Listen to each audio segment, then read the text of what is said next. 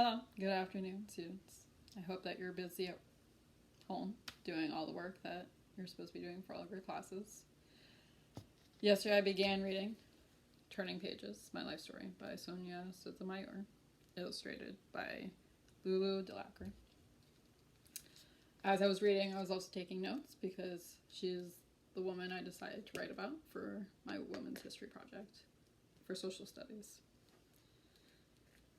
Which I hope that you guys pick someone from the list. She's on the list, so you could write about her. But there's also a bunch of other people, famous women, that you could write about. They're very interesting as well. As a good reader, I'm going to summarize what I read yesterday before I begin reading today's. So, what I remember was that when she was young, she had diabetes. Her father passed away when she was young. She used to visit her family in Puerto Rico. And she loved reading. Now I'm going to look at the notes I took to see if there was anything else that I forgot. I remember her grandmother used to tell her stories. She was born here. She grew up in New York, but her parents were from Puerto Rico. Oh, that's right. When she had diabetes, graphic novels helped her because she pretended that she was a superhero. Let's see.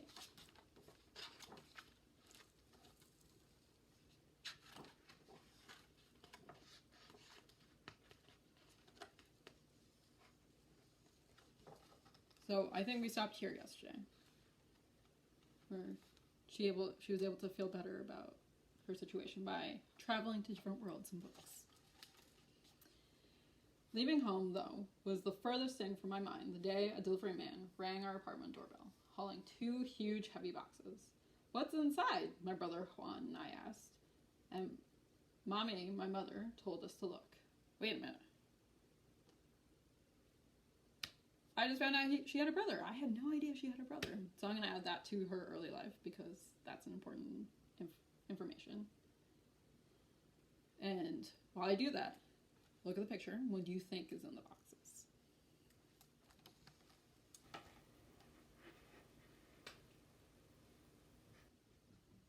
So tiene un mano. Se llama Juan.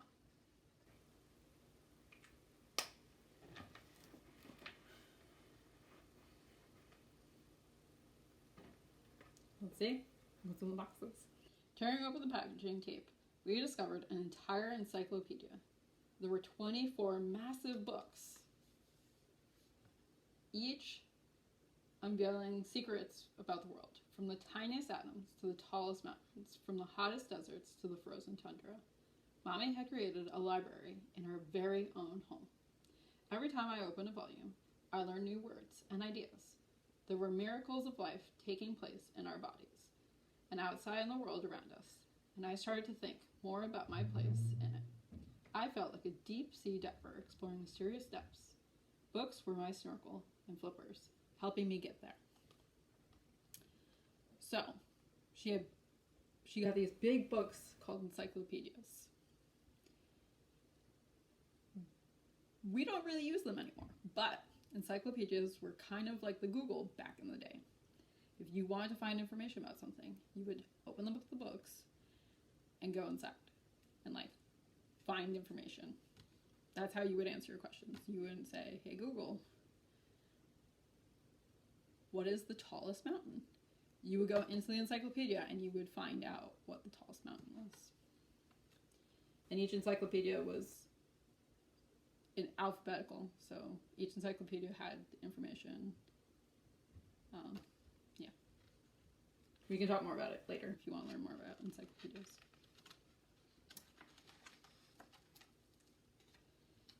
Back on land, Nancy Drew, the young girl detective, hero in dozens of books, fired my imagination. Her make-believe life was so different from mine. She lived in a big house on a tree-lined street and partnered with her dad, a successful lawyer, to solve crimes. Despite our differences, I would doze off, picturing myself in Nancy's shoes. Could I figure out mysteries too? Books were a time machine, inspired me to imagine what I would be when I grew up. So her books are inspiring her to determine what she can be when she grows up. What do you guys want to be when you grow up? I always wanted to be a teacher. So.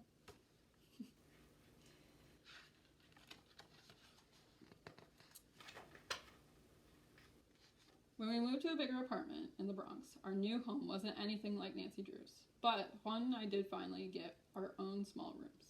It was really just one larger bedroom divided by a thin wall, but we each got to decorate our rooms. I chose wallpaper with pictures of the constellations in the sky. I loved reading science fiction books about journeys into deep space, time travel, and encounters with aliens. So she's decorating her room with constellations and stuff. What does your room look like? I find that interesting, though, that she decorated her room like space. So I'm going to add that to interesting facts.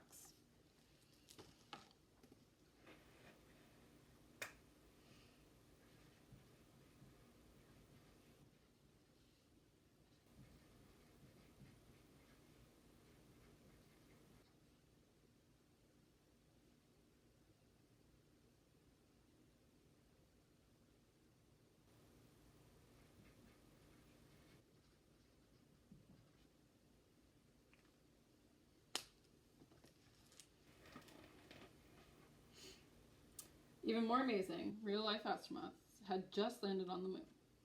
They left behind a gift of words, messages of peace from the countries back on Earth. I read everything I could about the moon landing. If that was possible, then anything I could imagine was possible too. Books were my launch pad, blasting me straight into my dreams.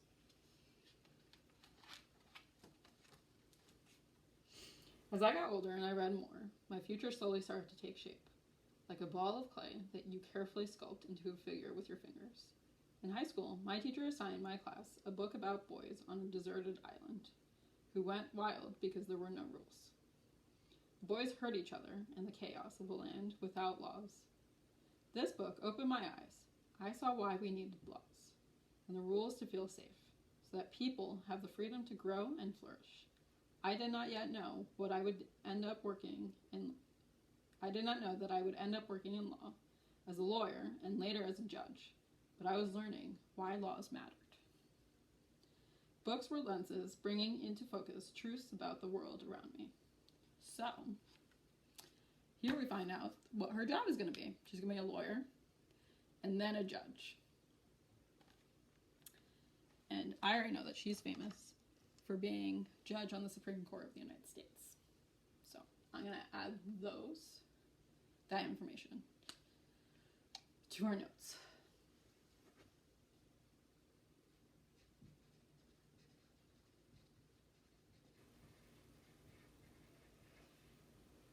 Trabajo como abogado y después como juez.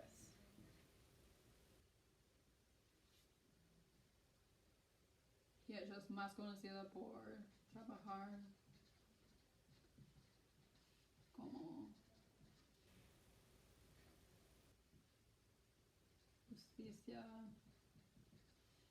en el Corte Supremo de los Estados Unidos.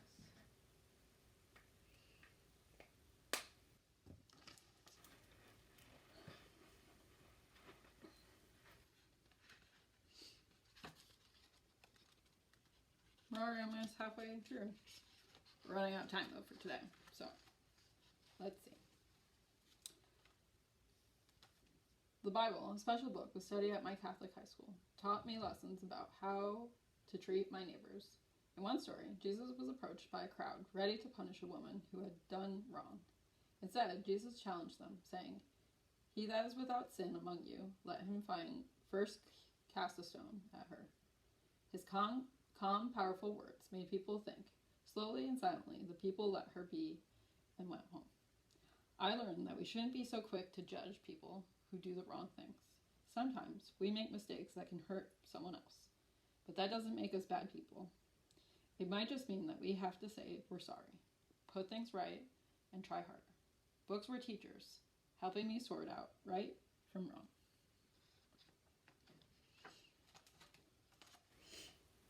When I started college at Princeton University, the tree-lined paths and old stone buildings looked very different from my neighborhood in the Bronx. I was excited to be there, but I was homesick, and sometimes I felt like I was drowning in everything I didn't know. I quickly discovered the massive Firestone Library, where I could find books on everything. It was so much bigger than my neighborhood library. I would study for hours to catch up. I even improved my writing using grammar books. Books became my life preserver, keeping my head above water.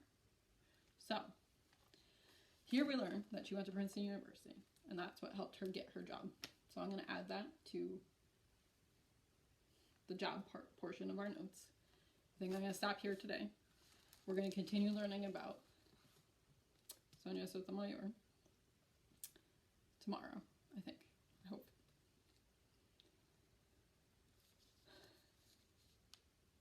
While I'm writing the next piece of notes, talk to your parents about what was your favorite part about today.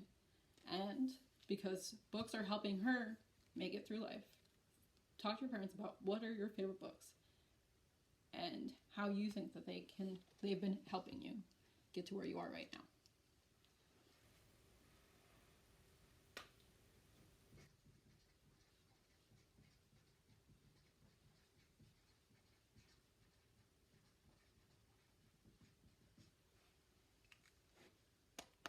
So until tomorrow, I want to hear what your thoughts are. But until tomorrow,